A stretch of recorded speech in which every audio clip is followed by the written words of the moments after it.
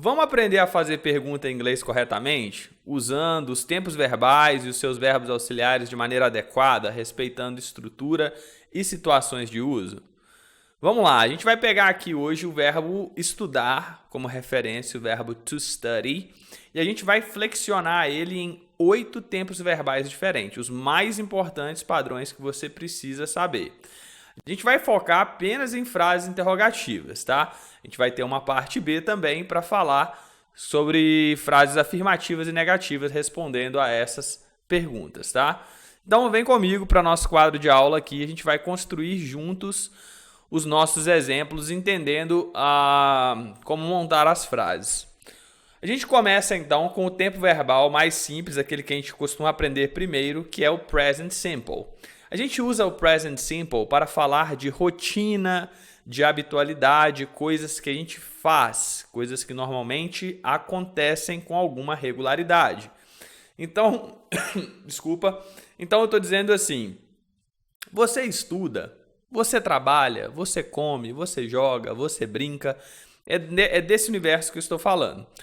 Então, quando eu falo de presente, para fazer perguntas no presente, o meu auxiliar vai ser do, para perguntar para você diretamente. Do you? Então, eu tenho aqui o início da minha pergunta. Eu tenho o verbo estudar, study English. Do you study English with Marlon? Do you study English with Marlon? Então, perceba que esse do, ele é um verbo auxiliar, e um verbo auxiliar ele tem por função sinalizar que aquela frase é uma pergunta, sinalizar para o meu ouvinte que eu estou fazendo uma pergunta e que aqui, nesse caso, essa pergunta está no presente. Ela deve ser lida, o verbo deve ser entendido como presente. Então, a gente não traduz essa palavra aqui, né, diretamente. Então, ela meio que sobra aqui na tradução, né? Eu começo a traduzir a partir daqui, ó, you, você, study, estuda, assim sucessivamente. Então, o verbo auxiliar, ele vem para cumprir essas duas funções. Sinalizar que é uma pergunta e em que tempo ela está.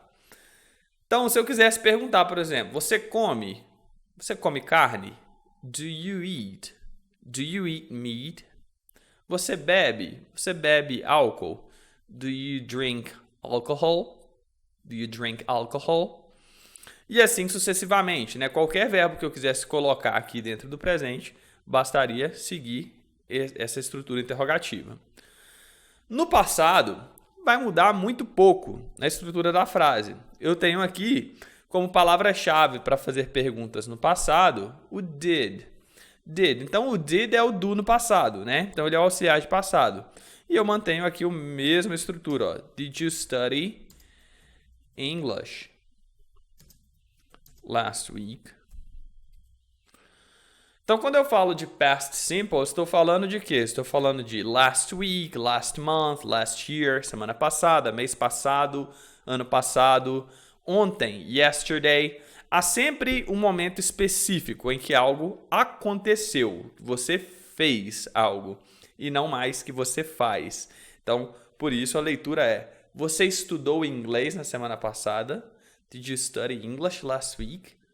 O que você fez na semana passada? What did you do last week? O que você comeu no almoço? What did you eat for lunch? Então, o did vai aparecer como palavra-chave aí para perguntas no passado. Ok, então já temos aqui uma base. Presente, ações que rotineiramente acontecem, e passado, coisas que aconteceram em um momento específico. Eu vou falar agora de outro tipo de presente, é o presente do agora, coisas que estão acontecendo no momento em que eu falo. Então, eu chamo esse de present continuous. E eu tenho aqui por leitura, né, no português, seria o que está acontecendo. Então, no caso, o verbo estudar, está estudando. Você está estudando inglês agora. Quando esse é o caso, né, quando aparece esse verbo estar, aqui, está fazendo, eu não uso mais o do, eu vou substituí-lo pelo verbo to be. E aqui, conjugado, are you? Are you studying English now? Are you studying English now? Are you studying English now? Studying. Então, eu tenho que modificar também o verbo principal da frase aqui. Eu vou colocar um ing no final dele para dar essa ideia de algo que está acontecendo. Então, em vez de falar do you, eu falo are you nesse contexto, nesse tipo de presente. Então, a palavra-chave de tempo aqui agora é now, at the moment, tá? No momento, no agora. Da mesma forma, né, o mesmo conceito eu posso espelhar ele aqui para o passado. E aí eu tenho aqui, em vez de está estudando, estava estudando. Nesse caso, o are you vai virar were you. Were you studying English with Mrs. Robinson? Tem uma música dos Beatles, né, da Mrs. Robinson. Were you studying English with Mrs. Robinson? Quando eu te liguei, when I called you. Então é muito comum aparecer essa palavra, né? Quando a gente fala assim de coisas que estavam acontecendo. Então, da mesma forma aqui, ó, eu não vou usar o did, né? Eu vou usar o did para falar de coisas que você fez e não que você estava fazendo. Quando esse é o caso, were you. Então eu tenho aqui, ó, até o momento,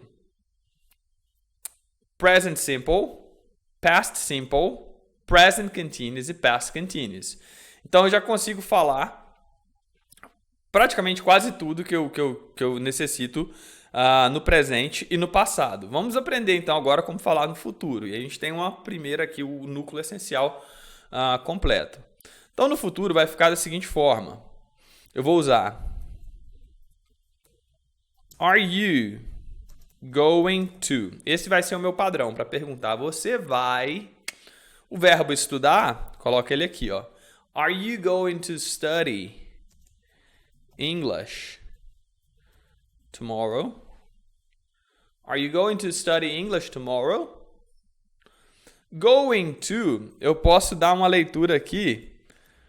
Você vai escutar isso na fala com uma redução, que vai soar assim, gonna. Are you gonna study English tomorrow? Are you gonna study English tomorrow? Então, também no futuro, eu uso aqui, né, o verbo to be como auxiliar seguido de going to, mais o verbo principal estudar. Então, eu tenho tudo isso aqui, ó. Eu vou ler como você vai. Are you gonna? Você vai, completa com o verbo. Are you gonna work tomorrow? Você vai trabalhar amanhã? Você vai ficar em casa hoje à noite? Are you gonna stay home tonight? Are you gonna stay home tonight?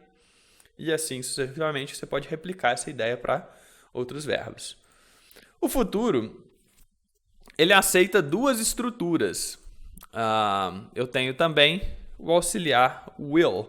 Will you study English with me? Will you study English with me? Então, o will, né, essa palavrinha aqui, ele me ajuda a modificar o verbo aqui para o futuro, como a gente viu aqui, você estudará, você vai estudar. Sim, uma diferença aqui, algumas nuances de significado que muda de situações, que muda entre situações que você deveria usar uma ou outra. Eu não vou explorar todos esses detalhes nessa aula. A gente pode ter uma aula para falar só sobre o futuro e certamente a gente terá. Mas, a princípio, você pode usar tanto uma quanto a outra, tá bom? Então, duas formas aí de falar o futuro. Ok, então a gente tem aqui o núcleo essencial, ó. Present simple, past simple. Present continuous, past continuous. Future. Já consigo falar, já consigo me posicionar no tempo, né? Presente, passado e futuro. Esse é o núcleo essencial. E aí, aqui a gente tem a cereja do bolo, né? Que são os tempos perfeitos em inglês. Especialmente, o mais importante deles, o present perfect. O present perfect, ele não é tão intuitivo assim. Então, a gente tem várias nuances aqui de significado para serem exploradas. Eu vou direto ao ponto aqui com um exemplo. Uma das situações em que a gente usa o present perfect é quando eu pergunto sobre experiência. Se você já fez algo. Lembra da palavra já. Have you? Nesse caso, meu auxiliar vai ser have e não mais o do. Have you studied? Verbo no passado particípio. Have you studied French before? Have you studied French before? You have quite good pronunciation of French. Have you studied it before? Have you studied French before? Então eu uso essa estrutura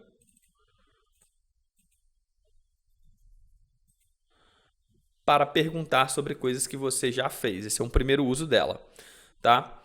Eu tenho também a sua forma contínua, que é quando eu tiver uma noção assim de tempo decorrido. Veja só o que acontece nesse caso. Você está estudando inglês há muito tempo. Essa ideia de há muito tempo, há quanto tempo? Há tanto tempo. Sempre que eu tiver essa ideia de tempo decorrido, eu vou cair também aqui no uso do have como auxiliar. E eu tenho have you been studying English? Have you been studying English for a long time? Have you been studying English for a long time? Então veja só como vai ficar, né? Ó. Have been studying.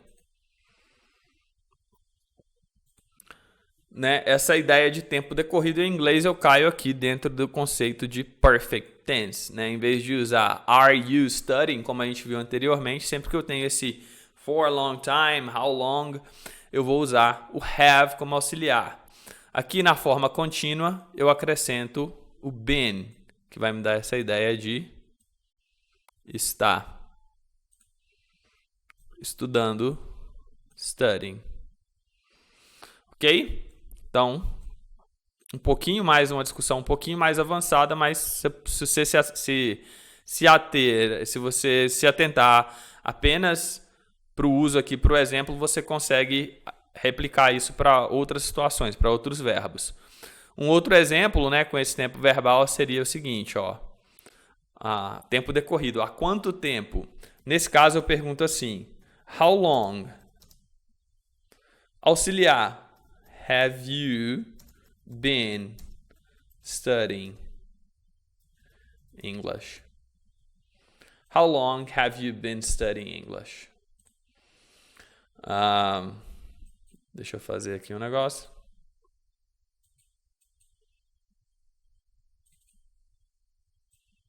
Tem um pouco de toque, né?